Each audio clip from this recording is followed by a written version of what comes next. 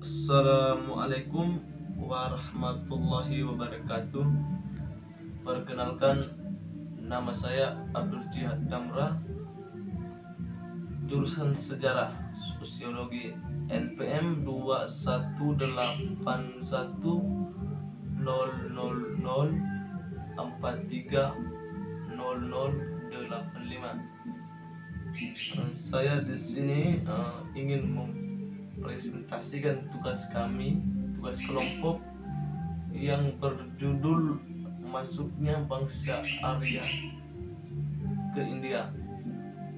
Bangsa Arya sendiri mempunyai arti bangsawan atau tuan yang berasal dari bahasa Persia dan India. Bangsa Arya berasal dari Asia Tengah dan pergi ke India dari tahun 2500 sebelum Masehi sampai 1500 sebelum Masehi. Datangnya secara bertahap dan melalui gelombang-gelombang besar. Perpindahan yang dilakukan bangsa Arya dengan mengajak seluruh keluarganya dan memerlukan waktu yang berabad-abad lamanya. Dan ini dibuktikan dengan syair-syair Wedah yang lama dan syair-syair Wedah yang baru. Iya. Bangsa Arya memasuki India melalui celah Khyber atau celah bukit Hindu Kush. Celah Khyber merupakan penghubung antara India dengan daerah di luar India.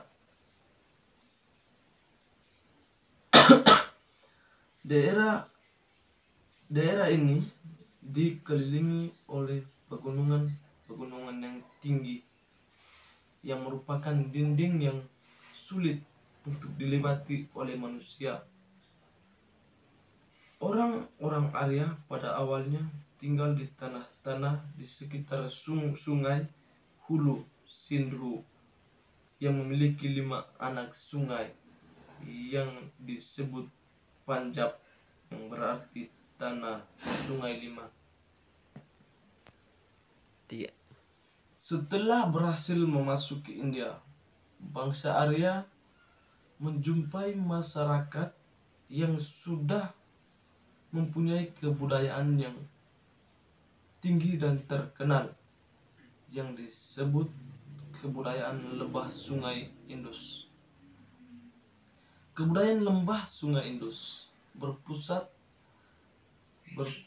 di Harapan dan Mahejo Dora yang memiliki kota-kota yang besar diperkuat oleh benteng-benteng dan parit-parit yang berada di sekitar kota.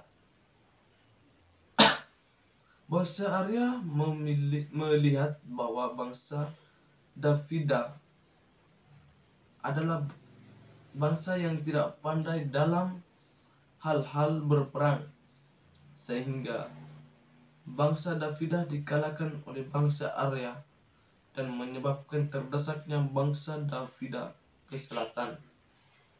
Hal ini dibuktikan dalam penggalian di Harapan yang menemukan tumpukan mayat yang banyak yang menandakan terjadinya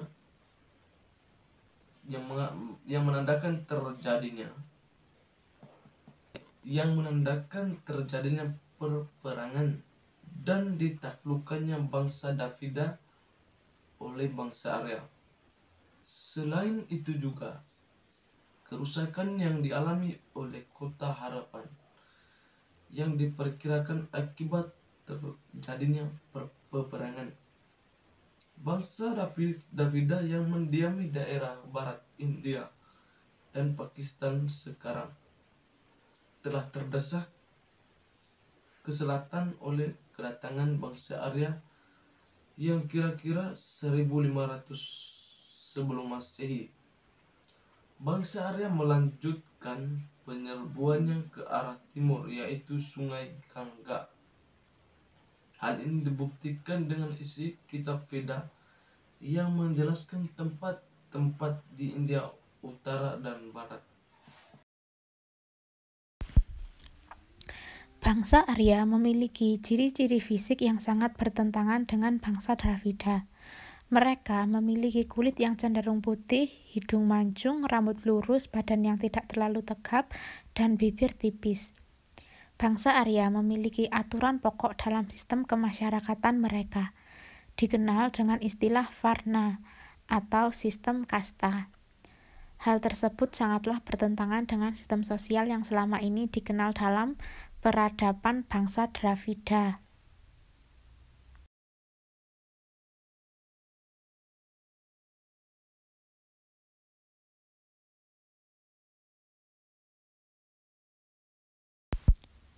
Bangsa Arya berhasil memperkenalkan konsep Brahmana dalam sistem kepercayaan di lembah Sungai Indus.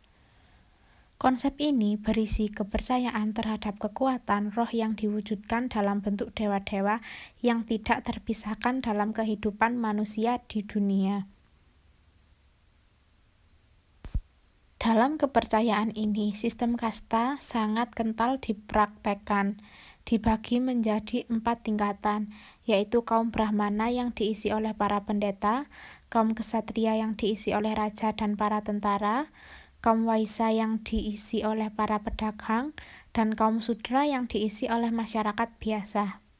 Sistem kasta ini sangat erat kaitannya dengan kehidupan sosial masyarakat di India ketika itu. Kebudayaan baru yang dibawa oleh bangsa Arya ke India tidak serta-merta diterima begitu saja oleh masyarakat yang sebelumnya sudah tinggal di sana. Pertempuran demi pertempuran dilakukan untuk mempertahankan kebudayaan lama yang sebelumnya sudah berkembang sangat lama. Namun, bangsa Arya memiliki kekuatan dan pengetahuan lebih baik dibandingkan bangsa Dravida, sehingga mereka dapat dengan cepat menghentikan peperangan dan mulai membangun pengaruh mereka dengan cepat ke seluruh penjuru India. Ketika bangsa Arya berkuasa, kebudayaan di India berkembang sangat pesat, seperti ilmu pengetahuan, teknologi, sistem sosial, dan karya sastra.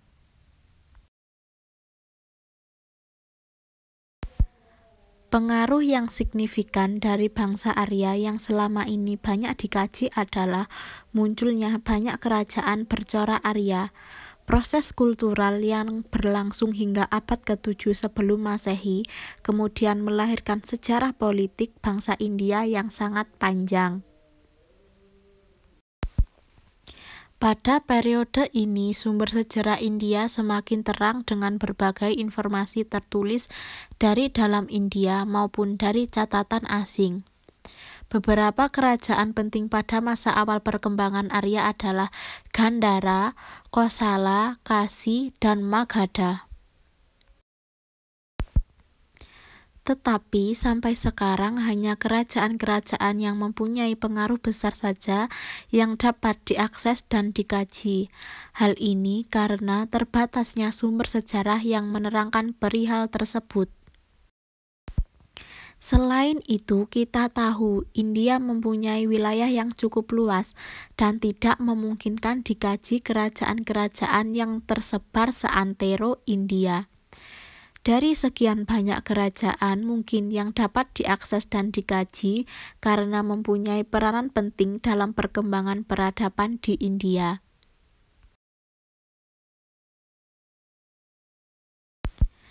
Salah satunya adalah Magadha.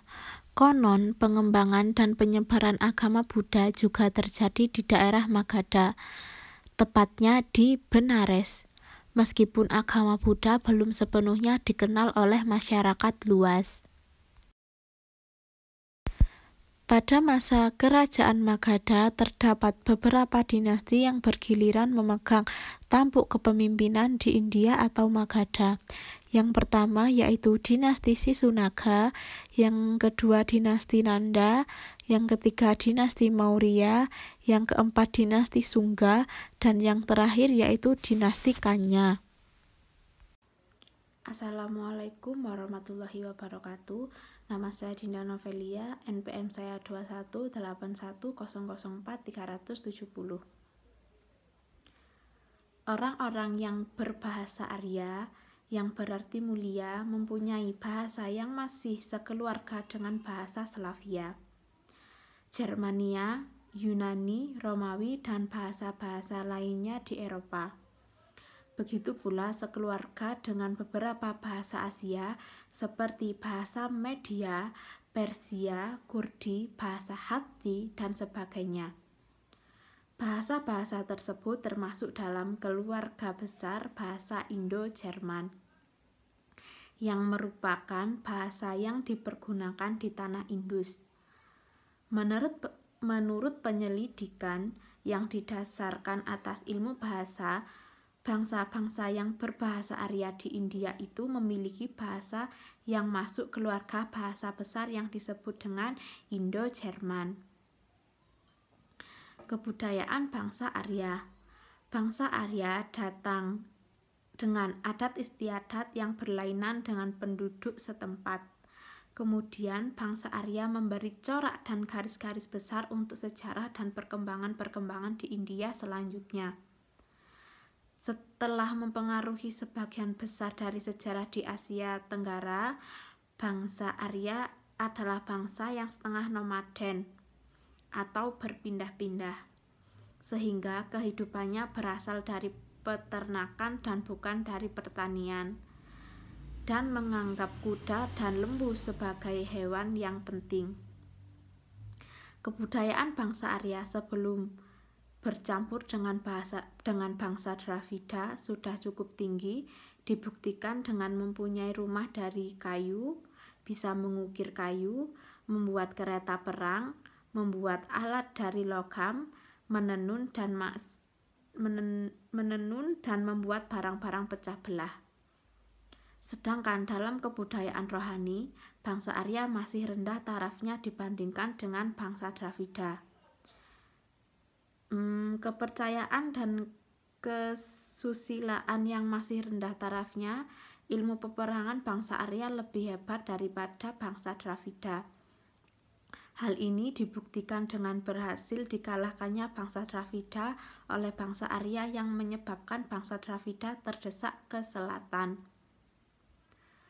Pengetahuan tentang bangsa Arya didapat melalui kitab Weda. Dari Rigveda kita bisa mengetahui mengenai kehidupan dari bangsa Arya. Keluarga bangsa Arya merupakan satu kesatuan sosial yang paling kecil. Keluarga dalam bangsa Arya dipimpin oleh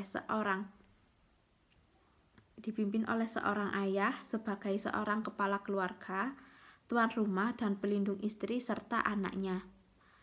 Kehidupan sosial wanitanya sangat baik dengan berperan sebagai pengatur rumah tangga, membagi kurban dan mengatur wanita serta budak yang berada di rumahnya. Selain itu, wanita yang mempunyai tugas menggiling gandum atau jewawut, mencuci alat-alat dapur, mengepel lantai dengan memakai kotoran lembu, dan yang paling penting melahirkan anak laki-laki untuk keluarga tersebut. Bangsa Arya juga mempunyai kesukaan dalam lomba perang-perangan dan memanah sasaran. Kesenian bangsa Arya mempunyai tari-tarian yang lengkap dengan diiringi oleh musik gendang. Bangsa Arya juga hobi melakukan judi dengan berdadu walaupun sudah tahu akibat yang akan didapat. Dalam keluarga bangsa Arya, istri mempunyai kewajiban untuk melayani suaminya untuk makan. Hal yang paling penting bagi seorang istri adalah melahirkan seorang anak laki-laki. Bila sang istri tidak dapat melahirkan anak laki-laki, maka sang istri akan diceraikan oleh suaminya. Jika suami meninggal, maka sang istri wajib ikut menaiki pancaka, tempat pembakaran suaminya, untuk terbakar bersama dengan tubuh suaminya. Abu dan bekas pembakaran jenazah diambil dan ditaruh di guci atau tempayan untuk disimpan. Proses munculnya Hinduisme di India. Agama Hindu muncul akibat dari percampuran kebudayaan antara bangsa Dravida dan Arya dan dikenal sebagai agama pertama yang dikenal manusia. Perkembangan agama Hindu di India berkembang dalam 4 fase. Pertama, Weda ini masyarakatnya sudah mulai banyak menyembah dewa-dewa. Dimulai ketika bangsa Arya berada di Punjab, di daerah lembah Sungai Indus, atau lebih tepatnya pada saat kedatangan dari bangsa Arya ke India pada tahun 2500 sebelum Masehi sampai 1500 sebelum Masehi, dan berhasil menguasai lembah Sungai Indus yang dulu didiami oleh bangsa Dravida. Kepercayaan untuk memuja banyak dewa atau politeisme dan kepercayaan bangsa Arya tersebut berbaur dengan kepercayaan asli bangsa Dravida yang masih memuja roh nenek moyang. Daerah perkembangan pertama agama Hindu adalah di lembah Sungai Gangga, yang disebut Aryavarta atau negeri bangsa Arya, dan Hindustan atau tanah milik bangsa Hindu. Akibat kalah dari bangsa Arya, bangsa Dravida terdesak ke selatan, tetapi juga masih ada bangsa Dravida yang menetap dan berasimilasi dengan kebudayaan bangsa Arya. Bangsa Arya pada waktu itu sudah menyembah beberapa dewa, di antaranya yaitu Dewa Agni, Dewa Varuna, Dewa Vayu, Dewa Indra, Dewa Siwa, dan sebagainya. Agama Hindu terdiri atas campuran berjenis-jenis agama asli dan sepanjang masa yang berabad-abad senantiasa mendapat pengaruh dari luar. Kitab Weda banyak sekali pengaruhnya. Tak beda dengan masyarakat India yang berubah dengan kedatangan bangsa Arya. Di antara dewa-dewa yang dipuji oleh agama Hindu, dewa yang penting adalah Wisnu dan Siwa. Dan dalam teori yang ketiga adalah Brahmana. Wisnu merupakan dewa matahari, tetapi berabad-abad lamanya berubah sifat menjadi salah satu dewa yang terpenting dalam agama Hindu, bersikap murah hati dan selalu menolong manusia dari malapetaka. Dilukiskan dengan memegang kulit keong dan cakra di tangannya. Kendaraannya adalah Garuda atau Raja Wali Matahari. Lain daripada itu, ia digambarkan sebagai dewa yang bisa tidur di atas ular dewata Ananta dalam samudra.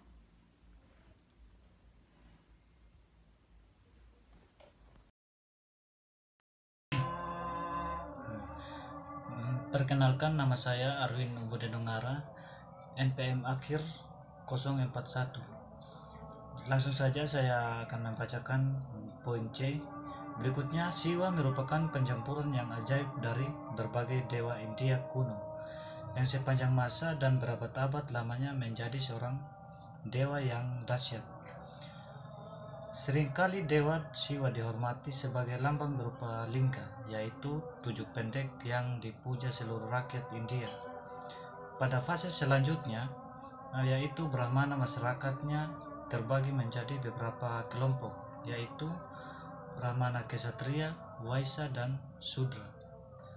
Pada zaman Brahmana, inilah yang mempunyai kedudukan tertinggi dan berhak membuat peraturan yang diikuti oleh kasta-kasta yang lain. Selain itu juga mulai tersusun tata cara upacara suci keagamaan yang tata caranya tertulis di kitab suci Weda. Ini pada masa ini perkembangannya filsafat agama mulai berkembang, di mana dasar filsafatnya adalah Weda. Pengetahuan tentang bangsa Arya didapat melalui kitab Weda, dan orang-orang Hindu ortodoks menganggap Weda adalah abadi dan diturunkan oleh para resi. Pada zaman Weda terdiri ayat-ayat yang terdapat dalam Rig Veda yang diatur dalam bentuk himne. Ya, sekian dan terima kasih.